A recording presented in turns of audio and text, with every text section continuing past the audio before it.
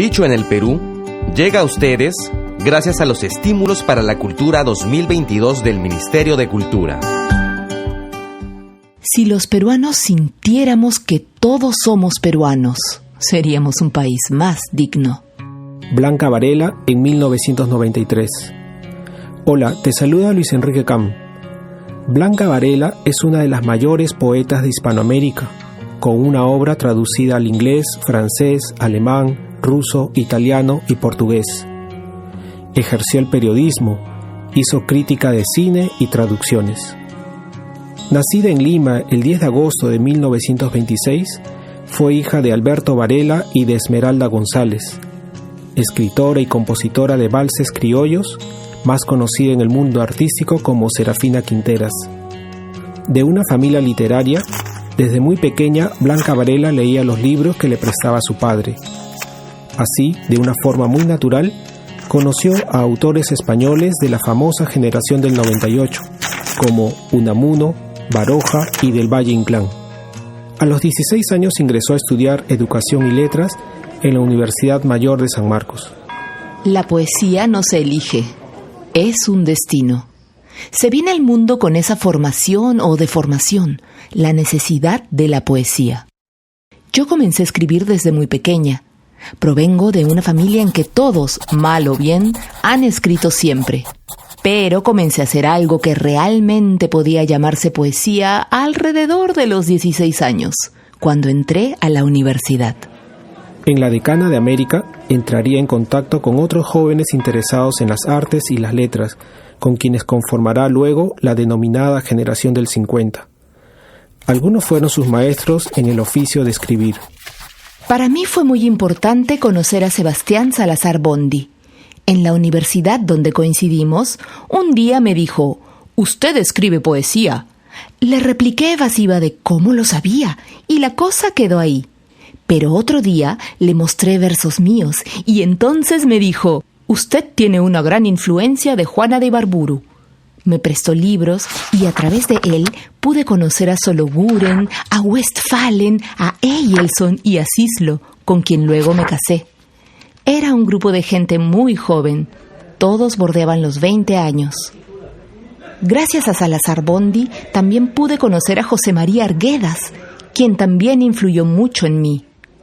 Él había nacido y se había criado en la sierra. Perdió a la madre de niño y la madrastra, que lo trataba muy mal, se lo dio a los indios. José María era una persona que me vinculó mucho con el Perú. En 1949, el mismo día de su boda, partió a París con Fernando de Cislo.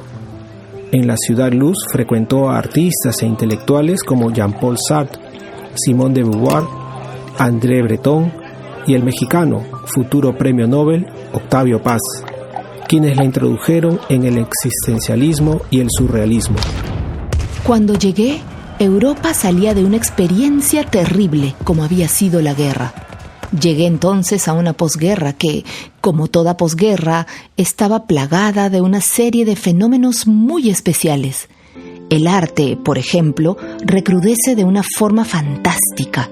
Después de un estado así, de caos, de crisis, la gente busca de qué aferrarse. Y el arte es una manera de sobrevivir, es una tabla de salvación para muchos. Por otro lado, lo que fue para mí más importante durante esa época en Europa, conociendo a esta gente importante, personas mayores, fundadoras de una serie de cosas, fue encontrar mi identidad latinoamericana. Para mí fue esa la experiencia más importante que tuve en Europa. Buscando su propia identidad, escribe en Francia su primer poema, Puerto Supe. Está mi infancia en esta costa, bajo el cielo tan alto, cielo como ninguno, cielo, sombra veloz, nubes de espanto, oscuro torbellino de alas, azules casas en el horizonte. Junto a la gran morada sin ventanas, junto a las vacas ciegas, junto al turbio licor y al pájaro carnívoro. Oh, mar de todos los días, mar montaña, boca lluviosa de la costa fría.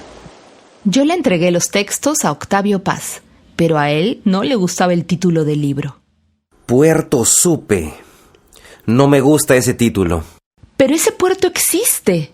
Ese sí me gusta. Ahí tienes el título de tu poemario. Ese puerto existe. Y así quedó el título de mi primer libro. Para mí, Puerto Supe es un poema llave. Llave no en tanto bueno o malo, eso no me interesa. Pero sí fue un poema. ¡Qué curioso! Llegar a París y en lugar de comenzar a deslumbrarme con los grandes bulevares, la Torre Eiffel, en fin, todas esas cosas, lo primero que se me ocurrió pensar fue en el Perú, terriblemente.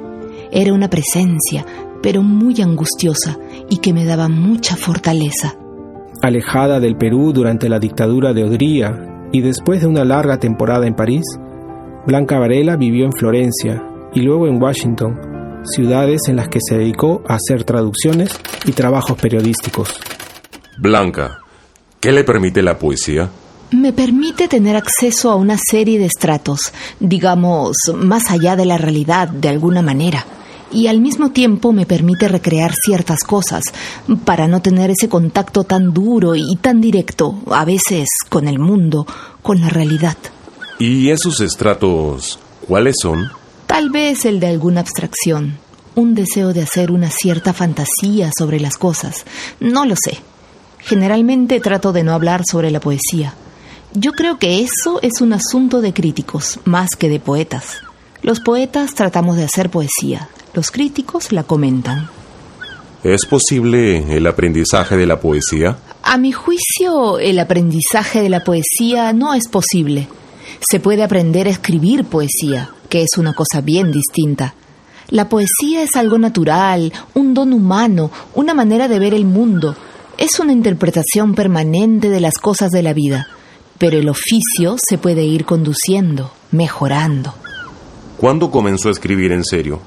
Digamos, profesionalmente. Nunca me he sentido una poeta profesional. La poesía es algo que he llevado con mucha discreción, como mi otro yo. Pero creo que debo aceptar que con los años he hecho algunas cosas, que me han publicado algunos libros pequeños y que tengo muchos amigos. Le rehuía a las apariciones públicas y a las entrevistas porque decía que desconfiaba de la palabra hablada. Prefería la soledad. Así, su poesía era un equilibrio entre la pasión y la razón, entre el sueño y la imaginación, como el poema Conversaciones con Simone Weil. Los niños, el océano, la vida silvestre, Bach. El hombre es un extraño animal.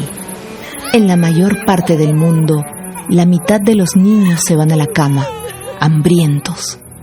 ¿Renuncia el ángel a sus plumas, al iris, a la gravedad y la gracia?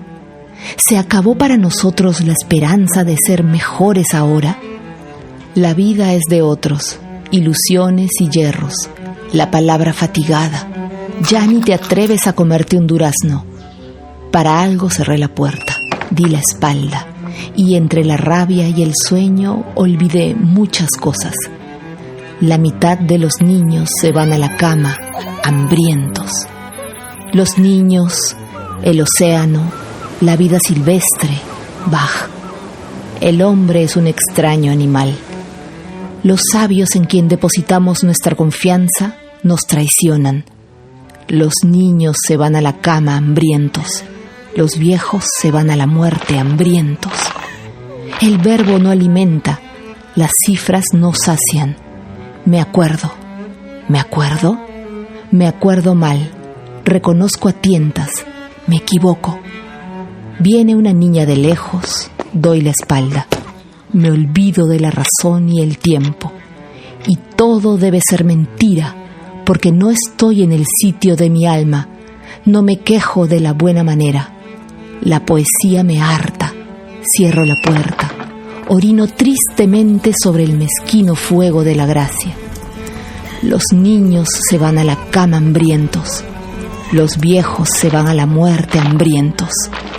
El verbo no alimenta. Las cifras no sacian. El hombre es un extraño animal. Blanca, ¿tiene preguntas sin respuestas?